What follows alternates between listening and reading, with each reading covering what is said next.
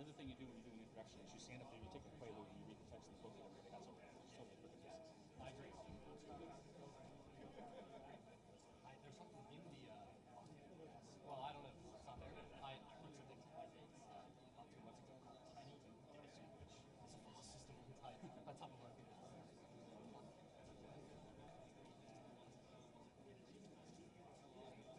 That was a flight. Click, click.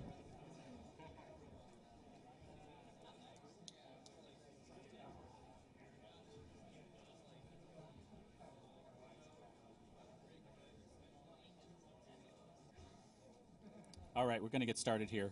There are seats. There's some more empty seats. Come on in. The water's fine.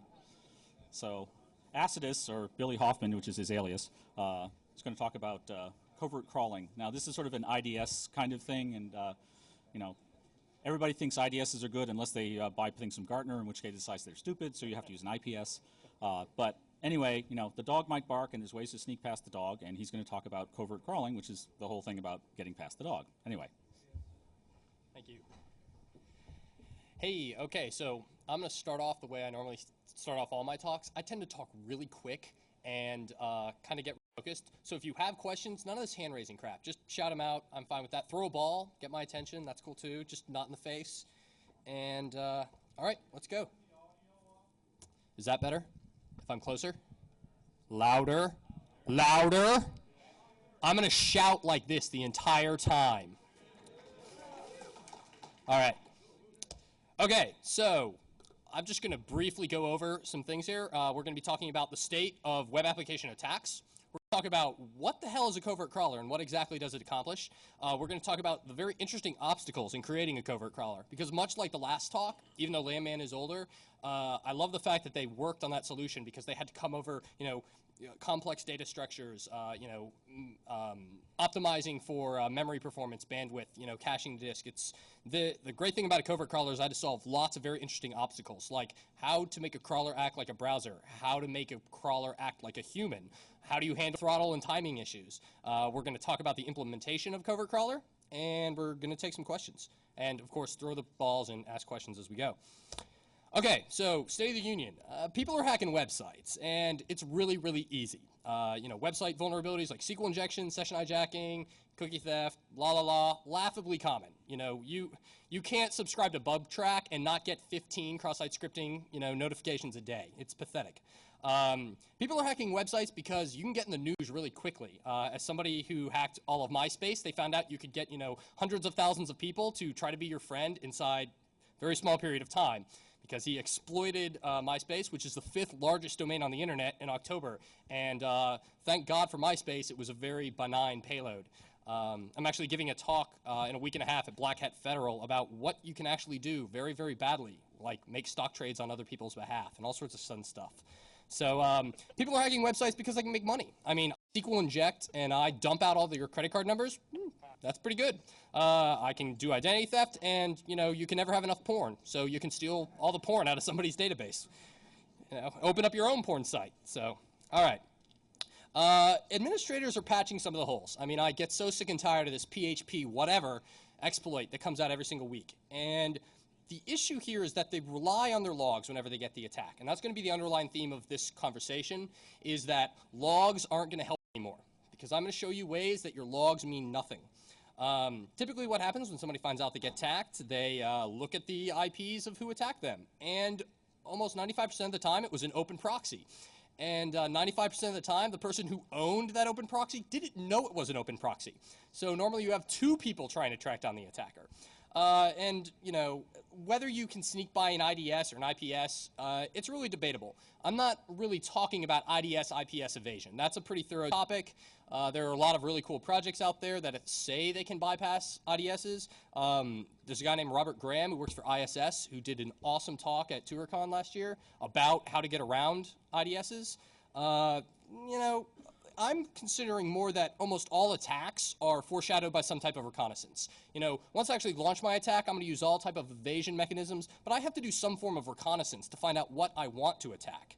And then administrators rely on these server logs to find these initial reconnaissance when they're trying to track it down. Number one thing, Simple Nomad also gave a really good talk once, talking about once you get a successful hack and you're looking at logs, the first thing you do is say right before and right after the attack, who hit the website? Because almost always, those are the people checking to see if their attack actually worked.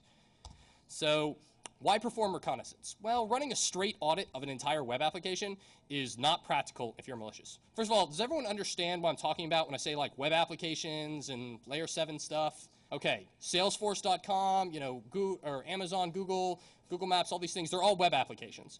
Running an entire audit takes a really long time because you're checking for hundreds of thousands of vulns, you're doing all sorts of stuff, you're sending all these requests. It takes a long time, throws up massive quantities of network noise. Even if you're using IDS evasion techniques, doesn't matter. They're going to sit there and be, some guy sitting there in a knock, falling asleep, and he just snarfed, he just like woke up real fast because the alarm started going off because there's this enormous traffic spike as you start scanning them. So even if you're evading the IDS, simply your traffic signature will give you away, and that's how they'll stop you. So reconnaissance of a target is always very important. It tells you what types of versions of the software they're using, tells you the structure and layout of the site, what state-keeping mechanisms, cookies, what are they putting in their cookies, what authentication methods. When I get a 401 authentication required, is it NTLM, what are they doing? HTML comments are an attacker's best friend because you get developers' names, their email addresses, so you can go look up on Google Groups and see, wow, I was having trouble connecting JSP to this backend database. Here's like the architecture of my network, please help me debug it. And so that's always really good to find that out. And also, actually very interesting, contracted company names. The same companies always make the same mistakes. And what's fantastic is when you find this one company that everyone contracts out to take care of, I don't know, a shopping cart solution. There's one company that does this. They are pathetically bad at it. So once you find this one comment of this company who, is like doing consulting and, it's being contracted out for them to write the shopping cart, I love that because I know I can get into the site. And also reconnaissance, like I said, the goal is here is to provide the subset of pages that you actually want to attack. Because attacking their privacy statement is kind of silly because you're not going to be able to SQL inject a privacy statement. So, okay. Types of reconnaissance. Well, you can browse the site by hand with a web browser, well, which is nice because I can spend my time immediately going, hey, I'm trying to SQL inject their ordering system so I can get credit card numbers. So I'm going to start going to the checkout thing. I'm going to specifically browse through their website and start really doing reconnaissance against their checkout system. But it takes time you could be doing other things with. And more importantly, it's not an exhaustive site, search of the site. If you really want to SQL inject their ordering system to get credit card numbers, chances are their developers know that this is like the cornerstone of their website, and they've thoroughly tested that. They have input validation to make sure you can never get single ticks and other things you need for SQL injection. They've really locked it down. But if you did an exhaustive search, you would have found that way down over here, they've got a call for a request for proposals for, like submitting new books into their database or something. And incidentally, it's using the same database. So over here on this other part of the website, you actually can get into their backend system. So the other end of the spectrum is automated crawlers. As simple as wget, as complex as, somebody read the little Antelope book by O'Reilly and, whipped out some Perl LWP stuff. Hits every single page on the site. Extremely obvious in the server log. Who crawled them, when, what did the crawler find? Very obvious that an automated crawl happened. So covert crawling really is the best of both worlds. We want to have all the pros of an automated crawl, the exhaustive search, it's automatic, it caches a local copy of the resource so I can grep it for, some comment that has a username and password, all sorts of stuff like that. But we also want to make the crawl appear inside the bell curve of normal user activity. Because most of the time when somebody goes to a website, they don't click on 400 pages. They click on 10 and then they leave. And so if you're looking at your logs and you see one IP hit 400 pages, that looks a little suspicious. So the covert crawler uses all sorts of techniques to, one, make it look like a browser, another, make it look like a user, and two, make sure there aren't enormous traffic spikes. So again, I need to stress this isn't actually attacking a site. All you're doing is recon to find out the initial layout and also give you a subset of pages to actually launch attacks against. The attacker can later use the IDS evasions when they're attacking it. So again, this is the key. Your logs mean nothing now because you will not be able to differentiate between a covert crawl and regular user activity. And I know that's a rather bold statement, but you'll see I'm not talking out my ass in a second. So I was telling some people about this. I'm like, yeah, I figured out a way to like covertly crawl a website and get information. And they're like, dude, just use the Google cache. That's a very bad idea. I mean, yes, they've got a cached copy. I can just request and, save it and start parsing it for information. But I'm expecting Google to do it for me. The HTML, when I actually view a page in the Google cache, you've all done that, you'll go, but there'll still be image requests to the original server. I download the HTML from Google, but that HTML contains image tags, script tags, object tags, whatever, that are referencing absolute URLs on the original site. So if I'm looking in my logs, I'm going to start seeing, all these requests for images without the corresponding request for the HTML page. And I go, oh, somebody viewed it through the cache. So another thing is Google respects the robot exclusion standard. So if you say, hey, Google, don't go here, they won't go there. So if you say, hey, Google, don't look at my ordering and checkout system, Google won't. So you're not going to be looking at the entire site. Also, Google doesn't cache everything. If they have a script tag, and instead of having, script and some cool JavaScript, it just says script source equals, and then it's an external JavaScript file, Google doesn't download and cache that. So you don't, have a nice, interesting look at all the JavaScript functions they're using. Go ahead. They also don't submit forms where most of your injections. Yes. Matt brings up a really good point. They don't submit forms. So normally, once you get into a certain part of the website, the crawler can't go on. Things can be removed from the Google cache. There's a limit of 1,000 queries a day. Google doesn't serve more than 1,000 page results. Downloading stuff through Google is a bad idea. Crawling the site yourself is the only way you can guarantee you'll get all of the content, both now and in the future. So why run a covert crawl? Well, I'm a malicious user. I'm performing reconnaissance because I want to reduce the forensics trail. But it wasn't until I started talking with other people that I started trying to think of other applications of a covert crawl. And let's say I'm NEC, and I'm doing quantum cryptography research. And I know IBM is doing quantum cryptography research. And I want to keep tabs on their research. I want to keep tabs of what conferences their speakers are speaking at, or their researchers who are involved with quantum cryptography.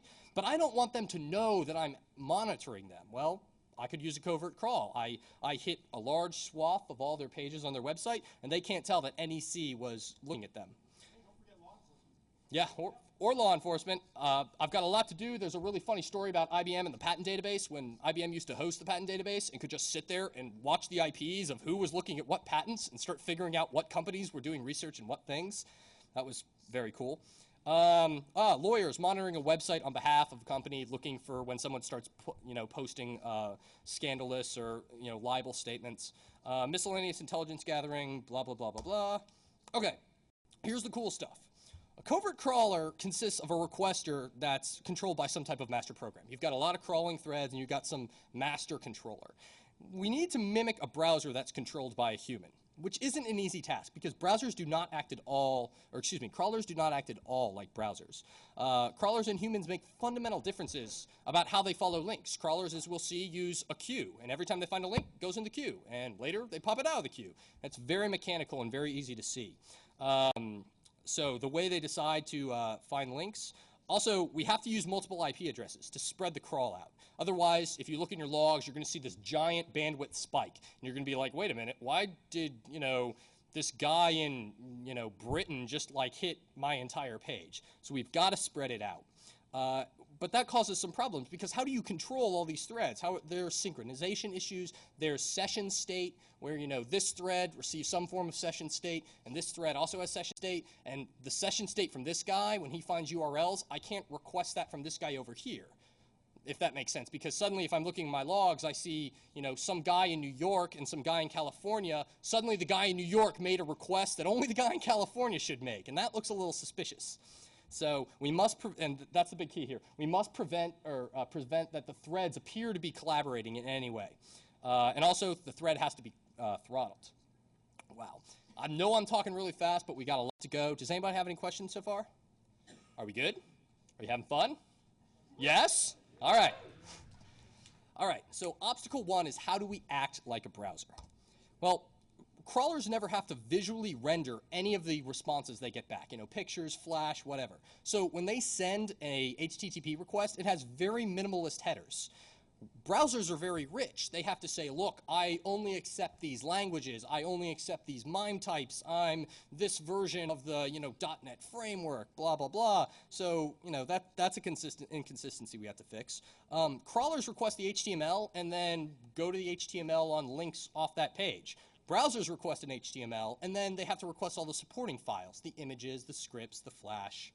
Crawlers are really, really simple to write. You can write a crawler in about 12 lines of code if you're really good. Browsers are complex. They contain code for running Java applets, a JavaScript interpreter, Flash, all these things. And more importantly, they can all make direct HTTP connections. So, just because you download a page of HTML and then you download all the resources referenced by that page doesn't mean that you're actually duplicating what a browser would do, because a browser starts running that Java applet, which then starts making some HTTP requests. So, if you're looking at server logs, you're going to be like, okay, HTML got downloaded, all the resources got downloaded, but I never saw these other requests. They had Java turned off. Yes? I grant you the fact that they are going to appear different in logs if the logs are detailed, but how many administrators are going to have spent the time to understand, hey, wait a minute, that is a crawler attempting to mimic a user versus that is an actual user. I mean, frankly, the difference between downloading a JavaScript and taking it apart and then executing all the calls inside is a time-based one. I don't know of any tools that will do that. I don't know of any.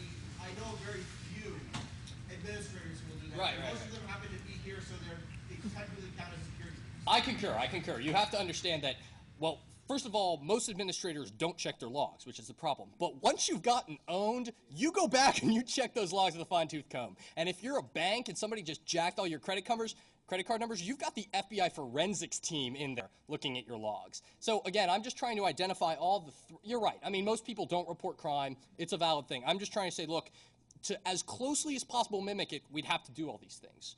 I, in fact, actually don't do this because it's really damn hard. So just real quick, browsers, they send a lot of HTTP headers. Can you define hard in terms of hours of work to make it happen? I work for a company that sells a web application vulnerability assessment, and actually most of our work is not into making new checks and finding new vulnerabilities. It's making sure our crawler functions properly. Make sure that it does keep session state. We have a JavaScript interpreter because there are sites like kellybluebook.com and things like that, that all of their links aren't actual hyperlinks. They are some JavaScript event that fires and does some craziness. So people do have to do this.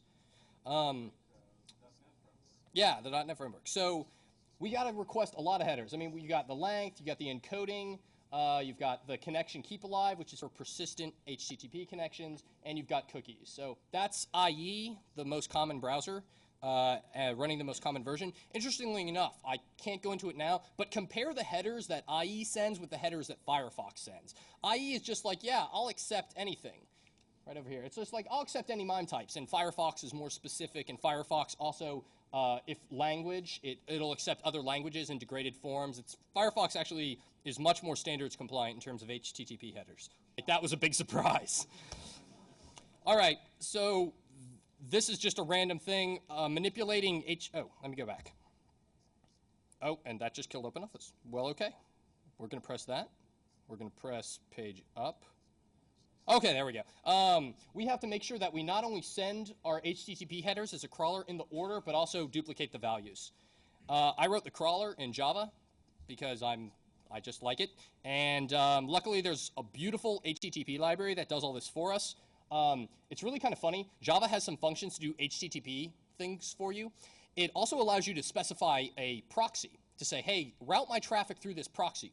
The problem is that if Java can't connect to that proxy, it goes, I'll just send it in the clear. Well, when you're being malicious and you absolutely positively have to go through a proxy, that's bad because, you just start making requests directly to the site. So I actually had to find another HTTP library. It's by this Ronald guy. He's Swiss. He's awesome. He saved me like a month and a half of work of having to write my own HTTP connection library. Here's some fun little code, which we'll go through later. Again, I know I'm talking really fast, but there's a ton to cover here. Okay, so to give you an idea, on one HTML page, this is O'Reilly's main page, and it had like like 75 other resources I had to grab, like little images and scripts and fave icons and all this junk. And a lot of people see the obvious, the image, the script, but even things like Flash, fave icons, and a big one people forget about is the image link maps. When you've got a big picture and click here, you have to actually define those in a separate file. So a crawler will have to not only grab the HTML, but also grab all of this stuff. Now, luckily, cascading style sheets has made this a lot easier because people are moving away from the, I'll just use a table and like 50 little 1 pixel by 1 pixel GIFs to lay out my site. So you don't have to grab nearly as many things as you used to, but there's still a lot of support files that you need to grab. All right, so just to give you an idea of browserifying a crawl, you know, I hit O'Reilly. This is a log from the program, but it says browserfire needs to download this JavaScript file, needs to grab this cascading style sheet, needs to grab some headers. So, you know, I spend more time grabbing the external support files than I do actually the HTML. So more browser emulation. You know, acting like a browser is more than just sending the same HTTP requests, the same headers. You need to know how to send them. You know, are they using HTTP persistent connections? Are they keeping the socket open? How many people know what HTTP persistent connections are? Great, okay. Also pipelining, if applicable. No major browser right now actually implements pipelining, which is where you can send a bunch of, you know, get before you even get a response back. Which, seeing as how HTTP is designed as, you know, send, receive, it's, pipelining isn't really a good idea. Wow, I said pipelinging. I don't even know what that is. But anyway, no browser actually implements pipelining right now. Do you do any analysis of browser behavior on that sort, on keep alive? Yes, browsers respect keep alives and they respect connection opens. I mean, they're quite good. Oh, keep alive is the HTTP 1.0 version of doing persistent connections, and connection is the way of doing it in 1.1. Interestingly enough, as I'll go back here. Wow, I had to really go back. IE does not support keep alives. The most recent one does not send a keep alive header. It uses connection keep alive instead of the keep alive header. So if you've got a server that's HTTP 1.0, IE will not keep persistent connections with it. Yes? Do you know if IE and IIS are still doing the refusing to send a fin statement and attempting to just continue ongoing TCP connections? You know, I don't know. I tried to focus entirely on layer, the higher level. He asked if IIS will just send fin packets trying to stop and close connections. I really don't know. In addition to doing persistent connections, we also need to implement whether you even send a connection. Because when we're implementing the crawler code, we have to implement a cache because your browser has a cache. And your browser will make conditional gets. It'll say, I have this resource, is it new? So again, if somebody's looking at their logs and says, wow, they downloaded this HTML, but they never sent me a conditional get on this. They always just use their local cache copy. It's deviant behavior. That's kind of a flag. I mean, like I said, you know, it really depends on how closely someone's looking at your logs, but I'm covering every possible thing they could when they're looking at their logs. So, man, all right, I want to get through this. There are several features of HTML that make browserifying difficult, as I call it, because HTML can contain objects that make connections on their own. You know, Ajax or JavaScript has Ajax, which are basically HTTP connections back to the origin server. Flash can make sockets. Java applets can use sockets. ActiveX can use sockets. You just can't replicate those. You know, outside of writing my own Flash parsers, I can't do it, and that would take a long time, and I don't really want to invest it. My company has implemented a JavaScript parser, but I did this project external of the company. Do the image validation techniques fall into this category as well? I'm sorry, what do you mean by image validation techniques? They give you a picture and say type in the word. Oh, no, that's another very interesting point. I don't attempt to bust any CAPTCHAs, like saying, you know, to continue, please enter this letter into a form. That's very interesting. Actually, I want to talk with you about CAPTCHAs later because it's what will prevent the stock market from being destroyed. So I will tell you about this. Okay, so the next thing is how do you browse like a human does? Because right here we see that crawlers navigate links and make requests in a very obvious machine-like pattern, and you can totally detect it in the logs. Humans make browsing decisions based on the content of the page they're looking at, and the request pattern is extremely different. The title really should have been Computers versus Humans because we're really trying to replicate human behavior, and good lord is that a complex problem. And as I am not a master's student writing a thesis on, you know, AI and trying to solve Turing tests, I really don't care. I just want a good enough solution to fool people who are looking at logs. So really quick, the pseudocode of a traditional crawler is something like, grab me any pending links, grab the resource, cache a copy so I can save it later. If it's HTML, find all the links on it. If those links aren't already in the pending queue, add them to the queue, and if the queue's empty, stop, continue. Very basic. We use a queue data structure, which means that I will always visit all the pages on an equal depth before going deeper. So I'm going to request page 1, and as we see down here, page 1, 2, 3, before I go down here to this. If you had a depth-first crawler, which is implemented with a stack, I would request this one, then this one, come back up, do that one, So it's a very simple design. Like I said, you can write one in just a few tens of lines of code. And there are lots of examples on the internet.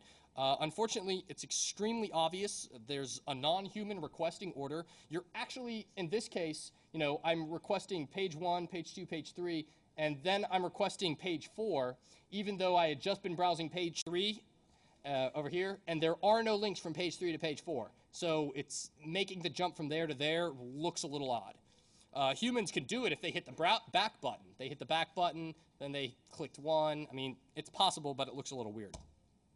So browsing like a human's, as George Orwell said, all links are equal, but some links are more equal than others. Because if you're looking at O'Reilly.com here, we've got, woo, this big thing, this little guy that always winks at me. He does. It took me forever to figure out that was an animated GIF. I thought I had just been drinking too much Red Bull. He does. He'll just wink every now and then. I'm not making this up. Please go check. So this is a really big link because there's a picture and very long link text associated with it. You're more, these things kind of jump out at you when you look at the page as opposed to, say, the little thing at the bottom that says about us or legal.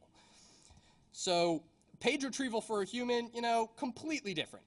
They access a completely different order, and each human visitor also accesses pages in a different order because, they like robots, and this user liked porn. So they went right for the porn, and this guy went for the robots. And then there was the third guy who went for the porn robots, and his browsing habits look entirely different. So the lesson here, and I grabbed this one, and then I actually clicked back twice, and then I went to this page. So the lesson here is link selection is extremely important for a covert crawler. So what is this? Why is this? Well, humans and crawlers see HTML differently. Crawlers just see a big link of more text or of more links that it needs to go down. Humans see a page with content, and they filter the links they want to click by the content on that page. Is it something I'm interested in? I'm going to click this link. If it says, the mitosis of cells, which I don't particularly care about, I'm probably not going to click that link. So, is it something I'm not interested in? How is the link presented? I mean, big flashing ads about how to punch keys aside. There are some links that just look more interesting than others, and so you click them. Yes. You got a lot of questions. Yeah, nobody else is participating, so I figured somebody had to. You guys want to participate too, right? Think of good questions to ask. I'll buy the third one, but the first and second don't seem applicable when you are attempting to do a comprehensive browse using a human, as you described as your first use case. Well, I'm simply just trying to say that a human will look at a link and go, I'm not interested in that topic. Now, you're right. You have some difficulties. How can you exhaustively crawl a site if we're trying to make some type of value judgment of, a human would never click that because they're not interested? And then I'll actually address those issues later. But, I mean, when you look at a site, you do make decisions about what links you want to follow based on what you like. Now, tab browsing makes users look a bit more like a crawler. They get to a main page, and I'll do this.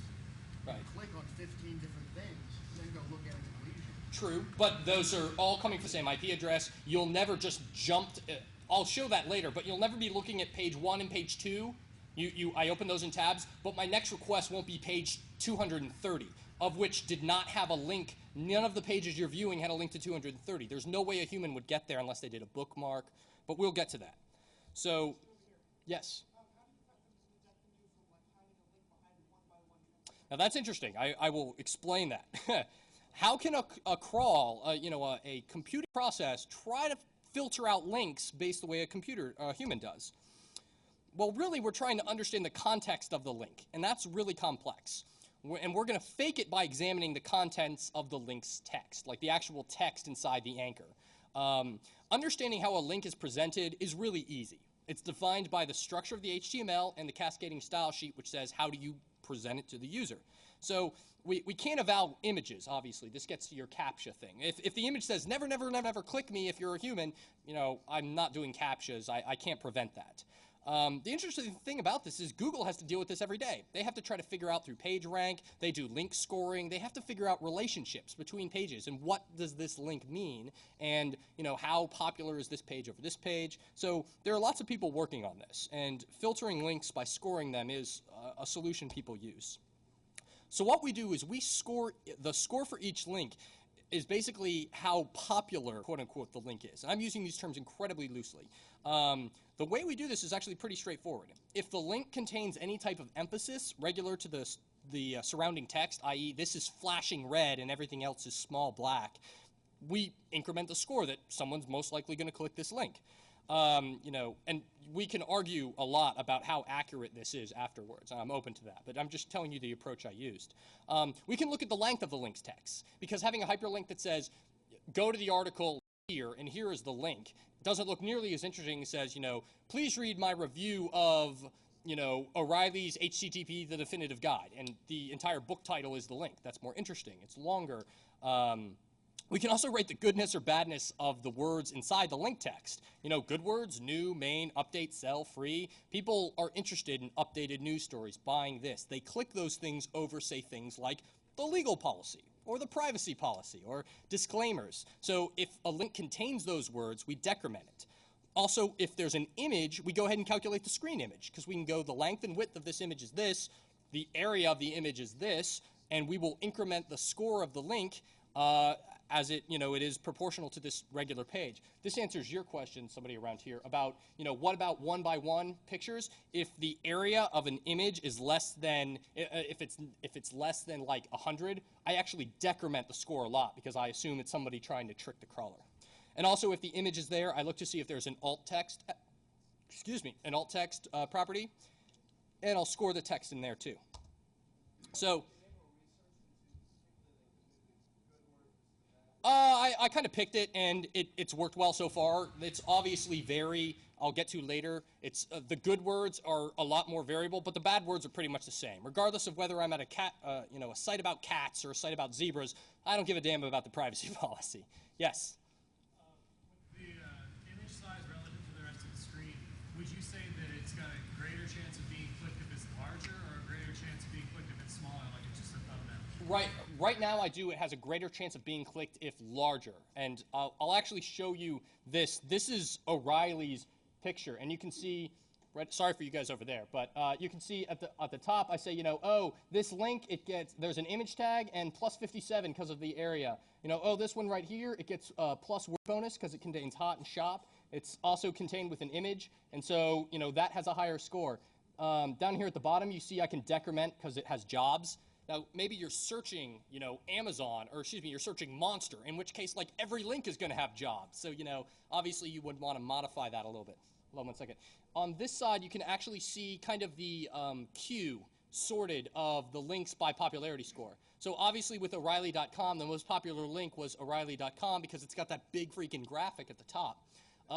The next ones you'll notice are, you can kind of see it. These all say all the ones that are 25 and 23, they all say catalog, because all of those are those books that we saw advertised on the main page. Am I rating what? Like, for example, some words may not be bad if they're, I'm behind the book. Some words may not be bad if they're on a certain site. You know That's true, yes. So I'm saying, are they context dependent, or is it a global? Well, it's a global file that defines what's good and bad, so you can tweak it. Hold on, just 1 second. So again, here's O'Reilly. So that scored really high, that scored really high, that scored really high, that scored really high. I couldn't show you all these. This is very interesting. How do you deal with table of contents? These lists on the side, all of them kind of scored rather low because they all have not particularly large links, but it helps you navigate the site.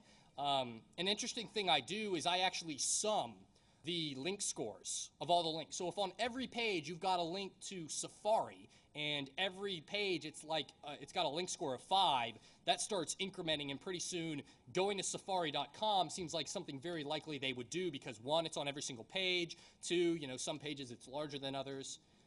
Are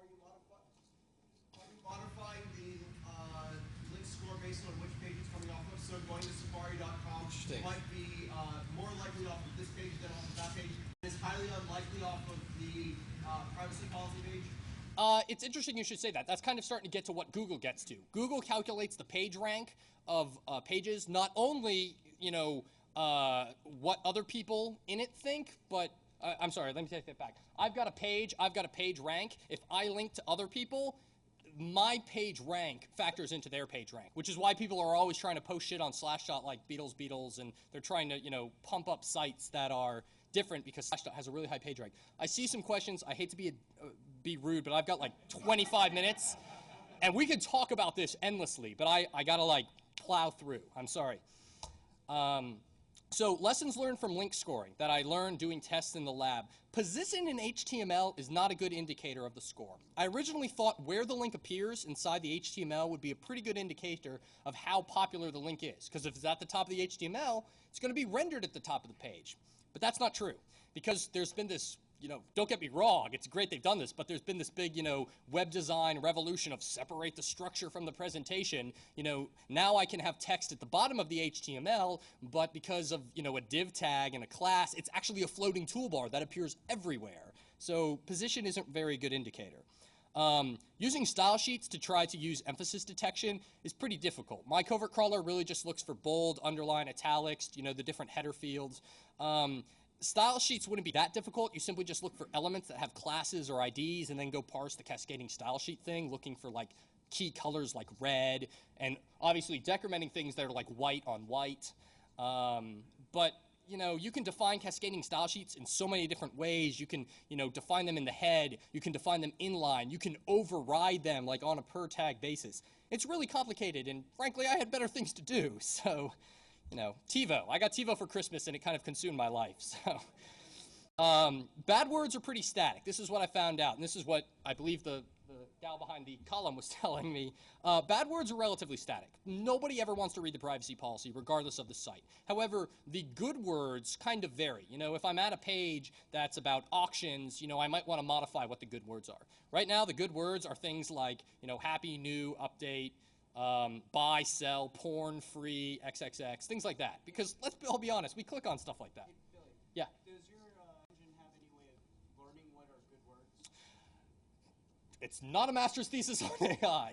That is my answer to that. No, it doesn't. It's entirely static. I could do something like that, like, do a count of all the English words in this page, and as I visit more pages, the pages that always seem to have these same words, I kind of get the concept that that's what this site is about, but I don't have that in there. Like I said, the table of contents style link lists are hard to detect. How do you do that? Good words can vary from site to site. And also, don't score links that are pointing to the page you're currently on. Because normally, like, let's say there are a bunch of tabs across the top of the site, like on Amazon. When you're actually looking at books, the books tag is larger, the image is larger, so, you can't calculate that because they've emphasized it on purpose. Using link scoring with crawlers. So what we do is we use a priority queue instead of a pending queue, instead of a regular queue. And we sort by decreasing link score. So what this means is that the front of the queue is always the most popular link. And this isn't just on one page, this is across the entire site. So things will actually rise and fall inside the queue. If the link already exists in our queue, we actually sum the links. And the reason is if we average them, it would hurt. Consider we've got an image that's very large linking to a page, and then on another page, we've got a very small text link. Well, if we average them together, we'd end up with a lower score than that, and you actually sum them. Issues of URL equality when dealing with multiple threads, I'll talk about that later. Whew, if I have time. Yes? If you're maintaining this queue for the pro sites, how do you number of queues doing That's a very good question that I will get to. You're right, it's not. He's asked. The question was, if you're sharing a queue, how, suddenly one IP address could request that page 237, even though they are not on a page that links to it. That's a very good point that I'm going to get to. So here's another thing real quick. Humans need time to process what they're looking at. So each crawler has to wait a certain amount of time. You can either do this random, or you can base it on the actual size of the HTML that's returned. I actually do something really cool where I give the threads different personalities. And I'm like, you you like these keywords, and I just made up some keywords. I'm like, whenever you see a page with those keywords, take a really long time to read it. But if you're on a page that doesn't have those, and by read, I mean the thread just sits there and sleeps because it's not really reading. It has to simulate that there's a user reading. But if you're on a page that doesn't have those keywords, just click to something else because you're a user who doesn't care about those things. So this is what you're talking about, reducing the bandwidth footprint. First of all, we have to spread the crawl across multiple IPs, and we use open HTTP proxies. Now, arguably, this is really the main weakness with the covert crawler, is because we're leaving IP addresses of known open proxies in server logs. However, you know, so many people are using proxies. You know, the concept of an end-to-end internet has been thoroughly broken by NAT and all sorts of other things. So using proxies, not necessarily bad. Using proxies in Russia or the Ukraine, bad. I'm sorry? Well, that's interesting. I hadn't thought about that. That might be a good idea. Have you looked at Tor? Tor is interesting, but it's trying to solve something different than what I'm trying to solve. That's just pure anonymity, and yes, that would do what I want, but no offense to Roger, but there isn't the critical mass of Tor nodes yet to make this practical. Oh, okay, so that was the other interesting thing. So minimize the number of proxies that announce their proxies. Most proxies, when you go through them, they add a via or an X-forwarded for header, which shows what IP address the request actually came from. Those are bad. You can test the proxy. You should test the proxy, see what headers it actually allows. And like I said, the choice of proxies are very important. If I'm covertly crawling a US bank site, I only want to use US proxies, occasionally a proxy in Western Europe. I'm sorry, I got to keep going. Because this is where it gets complicated. So users get to deep pages in a website 3 different ways. They navigated there from some internal page, they had a bookmark directly to it, in which case there's no HTTP refer, or they followed a link from an external site, usually a search engine or a blog. You know, hey, check out this really cool deal on, you know, $2 scanners at Staples or whatever. So when we're sending requests from multiple IPs, sending just a deep link is dangerous. Like you said, if I've got multiple IPs and suddenly I request a really deep link page from this guy, that looks suspicious. So right here we've got Blue, and he's requested root, page A, page B, and page E. So basically in the queue of things I still need to crawl are pages C and D and F. If I spawn E, or if I spawn green and tell him to suddenly jump to F, that looks a little suspicious. So here's how we get, like I said, IP requests out of the blue, looks out of the blue, looks suspicious. So the covert crawler can never make deep requests from an IP that has no business making that request. This is the cool part. Instead of telling our crawling threads, make this request to this URL, we say, get this URL, and we leave it up to the crawler to figure out how to do it. And the way we do it is we have a shared graph. Because the brilliant thing that the guys at Google figured out is the internet is just a giant freaking graph. And the edges are hyperlinks, and they're unidirectional in the direction of the hyperlinks, and the nodes are HTML pages. And so what we do is we keep a graph of the web page and all the pages that it connects to. The crawling thread knows its current location, and it knows the past pages it's visited. And it uses the graph to say, I'm over here, I need to get here. What pages do I have to request to get to that page? So I will never jump to page, I will never jump to page 5. If I'm at page 2, I will not just jump to page 5. I will know that I have to make a request for page 3, and then wait a little bit, and then page 4, and then page 5. So you will never see in your server logs somebody just jumping randomly. Hold on one second. It's a lot better when I use a graph. So blue and green are crawling threads. Green is at E. Green is all the way down here at E. Red is currently, green, can't even talk. Blue is at E. Green is at A. My link queue, I've got F and D. F happen to be the more popular page. So I dispatch to green and I say, hey, green, go to E, or go to F. Green consults the graph and goes, well, the path to F from where I currently am is to go B, E, and then get to F. So green makes a request for B, even though we already have it. We already have downloaded a copy of that page. We already know everything about that page, but but green has to make a request for that page, otherwise it'll look suspicious. So then green is on B, then it goes to E, and then it's at F, in which case it gets added to our master tree, and everything's golden. So, as I said, the key is using a shared graph, and you use the shared graph solely for finding the paths to the resources. I actually use a modified breadth-first search algorithm, saying I'm at this node, find me a path to these other nodes. Instead of using a queue, I actually use a random collection. So I actually generate random paths. No two paths from one link to another will be the same. But the interesting thing about using a random queue is that, let me go back one. If I'm here and I'm trying to go to C, almost always I'll go directly to C. But some of the times I'll go A, B, and let's assume B had a link to C. And statistically it'll be like 0.1% of the time. But it's possible a user really would navigate that way. So using a random queue really helped. And I can talk a lot more about, theory and how I did this. But I've got, 10 minutes? Damn. All right. We're going to go quick. Since a graph is unidirectional, it's possible that there's no path from where that crawler currently is to where it's been told to go. So we implement a cache. We implement a history. Well, the browser can't get there from where it was, but let's pretend the user clicked the back button. Can I go from there? I can. Okay. Well, then go ahead and do it. So we can always act exactly like a human. Here's the big thing. HTTP is stateless, so we have to have some way of keeping state. It's in cookies or in URLs. So what we do is each crawling thread doesn't share cookies, so we don't have to worry about cookies. And this has to deal with what I was saying before. The guy in California makes a request and gets session state. The guy in my crawler thread in New York, going through a New York open proxy, makes a request using the session state the guy from California did. That ends up in the logs. It's obvious that the guy in California and the guy in New York are collaborating. Bam, it's a covert crawl, and we've blown the entire thing. So, but crawling threads do share common pending URLs because they're all going into that list. And sometimes we get in-URL session state. Here we see two things for just a simple by page, and we've got two different SIDs. This is what I'm talking about. The guy in California uses the second one, which was given to the guy in New York. It's obvious. But here's the thing. Again, the graph and the paths help us. Since the crawler never jumps directly to the target page, but instead follows a path to the page, we actually pick up the session state along the way. So just to give you an example, E or blue has gone to root, C, and E. The link queue we want to go to next is B, and then F, and then A. So also the graph's nodes are defined by URLs that are polluted with B session state because blue has been the only thing putting URLs in there.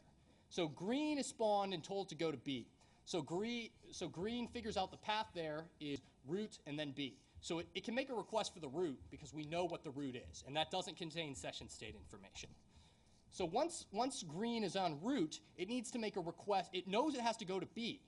So what it does is it looks at the link that's inside the graph. It goes, this is what a link to B looks like. I know that from root there's a link to B, so let me look through my copy of the root, which would contain my in-URL session state, and see if I can't find the link. So it can basically identify, the link I need to send is actually this one to go to B with my session state. Does that make sense? It's a little funny, nodding. Got it? Okay. Anyway, I get the session state. Now green can now make a request for B correctly. And then it's just the same old, same old. I'm at B. I know I need to go to E to get ultimately to F. I examine what, E's is. I look at my copy of B to find the link to E, and I find the one that contains my session state. The whole point of those slides are any links that green finds to F will be added to the pending queue. And if they don't exist, they'll be added to the tree. And that using paths solves the session state issue. Here's an interesting thing. The pending queue and the graph are related. Everything in the pending queue will be a leaf node because we haven't visited yet. And if something's a leaf node, it means we haven't visited it yet, because if we had, we'd know what it links to, and then it would have children, and then it wouldn't be a leaf node. So there is a relationship. And also, it's the only way to appear as a separate user from each separate IP by preserving state. Whew, all right, 5. Okay, there are alternatives to paths to pages. It involves doing a fake Google refer to like a page and then requesting. You guys can see these things later, but there is a way to just jump directly in. I want to talk about throttling issues. This is very interesting. So how do we not overwhelm the site we're doing? I mean, we've established we can act like a browser.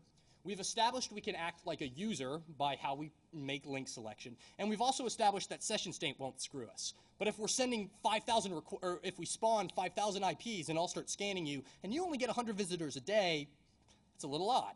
So we have to do things like trying to figure out how popular your site is, which is kind of difficult. We do a who is search to find out how old it is. We can look at Google to find out the number of inbound links or the size. We can use Alexia for population. You know, Fyodor had an awesome thing in his How to Own a Continent chapter about using the IP fragment ID, which unfortunately I can't access in Java, but basically it's a mechanism to find out how many packets the server, how many users basically the server is currently servicing. It sounds a little dirty, but you get my point. All right, traffic escalation. This is just fun stuff. So this, I wrote a project called Stripe Snoop. Hey, wait, there's somebody here giving a presentation about Mag Stripes. Is he here? Ah, you. Okay, excellent. Oh, I happen to know a little something about Mag Stripes because I wrote a project called Stripe Snoop, and it got slash-dotted last year, and the link count went insane. I went from 180 visitors a day to 41,000. So, wow. And it's orders of magnitude more traffic. This sounds interesting. If we could escalate the traffic of a site, we don't have to be so concerned that our covert crawler might be flooding the site. So again, you know, flooded traffic looks nothing like normal traffic. So, you know, that means we can increase the speed of the crawler, the number of threads. Are you coming to kick my butt off the stage yet? All right. You know, we can increase the number of pages that each pseudo browser would visit. That's actually something I didn't mention before. Remember how I said one user never comes and hits 400 pages on your site? We have to recycle these IP addresses pretty quickly. We spawn an IP, maybe hit 10, 15 pages, and then kill it. You know, we spawn another one, hit 10, 15 pages, kill it. So also, this process is kind of bound by the number of open proxies we can find, but luckily there are so many open proxies on the internet, really not an issue. So, by the way, covert methods still have to be used. Just because there's more traffic doesn't mean we have to negate looking exactly like a browser and making intelligent link choices. So, well, how do you predict a flood? Well, you know, ask why it happens. It happens because there is, you know, some link to a less popular site that gets posted to a popular site. So, how can we find out sites that are getting flooded? Just use RSS feeds, have a little agent that sits there, and whenever a story gets posted, it looks at all the links in that stories and sees the Google rank of those pages. If it's really low, that site doesn't get a lot of visitors, and if it's getting slash-dotted, it's now getting a lot of visitors, and it's ripe to be covert crawled. Some of the time, you have to kind of make the flood yourself. Sometimes you need a little nudge, so you can find some interesting content on the site you want to flood, and then submit it to Slashdot, see if they pick it up. Sometimes you need to, you know, generate the traffic yourself. And so my mom gets an email from CNN every birthday saying, Billy Hoffman says Mary Hoffman is the greatest mother in the world. Byline, Bob Woodward. Because CNN has some cross-site scripting holes, which lets me be able to post arbitrary news stories into CNN. Now, I'm not actually posting something into their backend database. I'm just using some JavaScript and some simple document write to put this stuff in there. But needless to say, if, you know, I submitted something to Slashdot which says Bill Gates secretly admits he loves penguins, you know, those guys are going to be all over that in a second. So I just plant a fake news story and then watch the hordes just come and slam your site. So it's kind of like, you know, seeding a denial of service attack. Hold on just a second, Joe. So that's slash bombing, and it's completely doable. How did I implement a covert crawler? I wrote it in Java. I emulated a Windows XP Service Pack 2 IE browser. Like I said, I use scoring. I can tell you about the algorithm I use to make the decisions. I share a graph, and I use random paths. I issue those different personalities to see how long we view things. How much longer? 3 minutes. Okay. Source code will be available soon. I demoed this stuff to my boss, and there was a great little graph. I demoed this stuff on like Wednesday, and there was a great little graph that said, this is what an AW stats page looks like under normal traffic. This is what an AW stats page looks like after a covert crawl.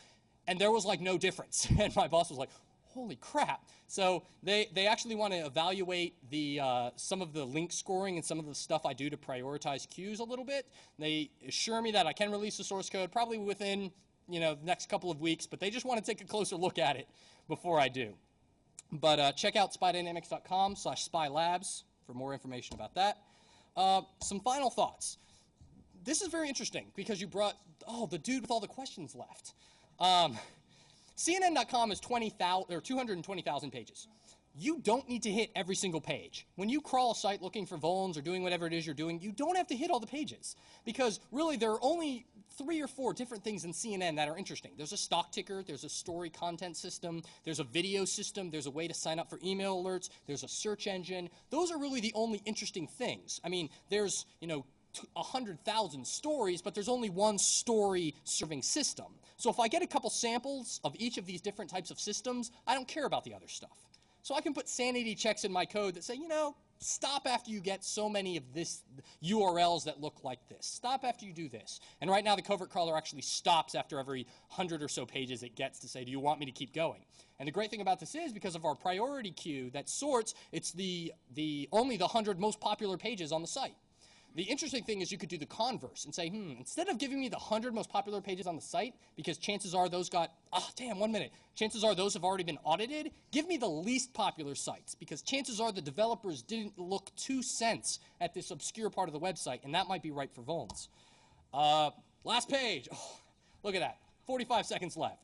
Crawlers can be programmed to send requests just like a browser does. I showed you how. Pretty easy. Crawlers can make intelligent link choices. To some extent, we can mimic it. You got to tweak the link scoring, but it works. Covert crawling can be scaled across multiple threads without revealing that more than one crawl is going on. Session state, not an issue. We figured it out. Throttling, still pretty tricky, kind of difficult, but you can just slash bomb them, and then it's no good. And proxy selection is a weakness, but it can get mitigated. All right. This is the last thing. So what I want you all to take away from this, other than there are some really cool solutions to complex problems you guys should analyze, you can't rely on your logs. You can't. Because you can't rely on them to tell you when you're being crawled and scooped out as a target. You can't tell if one user is grabbing large content from your page. And also, after an attack, you can't reveal it. You can't really rely on it to assume that those are there. Oh man, he's got the shmoo ball. Logs are a passive defense, and you need to stop being passive. So fix your web application vulnerabilities. Questions? Outside. Thank you all.